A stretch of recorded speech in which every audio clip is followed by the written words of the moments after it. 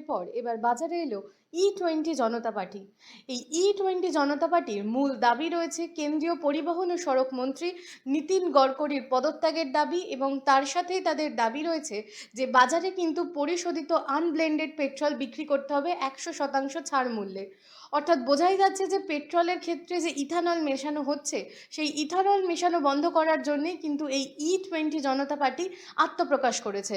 রবিবার সন্ধেবেলা কিন্তু সোশ্যাল মিডিয়া ইনস্টাগ্রাম এবং ফেসবুকে তারা প্রথমবারের জন্য আত্মপ্রকাশ করে।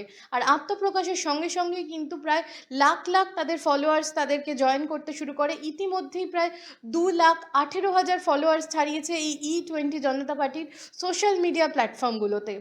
তাদের মূল যে দাবি রয়েছে নীতিন গডকরিকে পদত্যাগ করতে হবে। অর্থাৎ বোঝাই যাচ্ছে যে ককরোচ জনতা পার্টি যে নিট স্ক্যাম এবং কেন্দ্রীয় শিক্ষামন্ত্রী ধর্মেন্দ্র প্রধানের পদত্যাগের দাবিতে যেভাবে শান্তিপূর্ণ আন্দোলন চালিয়েছিল, সেই ধারাই কিন্তু তারা বজায় রাখতে চাইছে, সেই ধারাতেই কিন্তু তারাও আন্দোলন করতে চাইছে। এই ই-20 কি? ই-20 হচ্ছে পেট্রোলের সঙ্গে, পরিশোধিত পেট্রোলের সঙ্গে যে ইথানল মেশানো হচ্ছে, সেটাকেই কিন্তু এক কথায় ই-20 বলা হয়। এই ই-20 ব্যবহারের ফলে কিন্তু গাড়ি ক্ষতিগ্রস্ত হয়। বর্তমানে দেখা যায় যে এই ই-20 আমাদের ফ্লাইট থেকে শুরু করে গাড়ি সবেতেই কিন্তু এই পেট্রোলের সঙ্গে ইথানল ব্যবহার করা হচ্ছে। তার ফলে গাড়ির মাইলেজ কমে যাচ্ছে, গাড়ি খুব দ্রুত খারাপ হয়ে যাচ্ছে।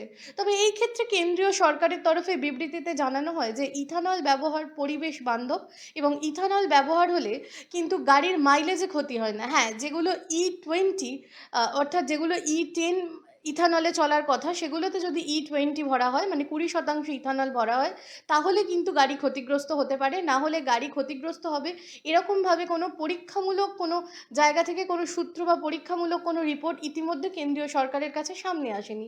অর্থাৎ বোঝাই যাচ্ছে যে কেন্দ্রীয় সরকার এটাকে বৈধ বললেও পাবলিকের মধ্যে কিন্তু ক্ষোভ প্রকাশ হচ্ছে, অর্থাৎ ক্ষোভ তৈরি হয়েছে, এবং তার ফলেই কিন্তু তারা নীতিন গডকরির পদত্যাগের দাবি করছে। এবং তাদের মূল যে দাবি যে 100% একদম 100% আনফিল্টার্ড যে পেট্রোল রয়েছে, সেই পেট্রোলই তাদেরকে বিক্রি করতে হবে। অর্থাৎ কেন্দ্রীয় সরকারের যে নীতি ছিল যে তারা যে পণ্য আমদানি রপ্তানির ক্ষেত্রে তারা যে আর কি চেষ্টা করেছিল যে আমদানি রপ্তানির সুবিধা করার জন্য ইথানল মেশাবে, সেইটা কিন্তু সাধারণ মানুষ কিন্তু তার প্রতিবাদ জানাচ্ছে, এবং তার ফলেই কিন্তু ই-20 জনতা পার্টি এই ব্যাপক আকারে কিন্তু তাদের সোশ্যাল মিডিয়া ফলোয়ার্স পেয়েছে।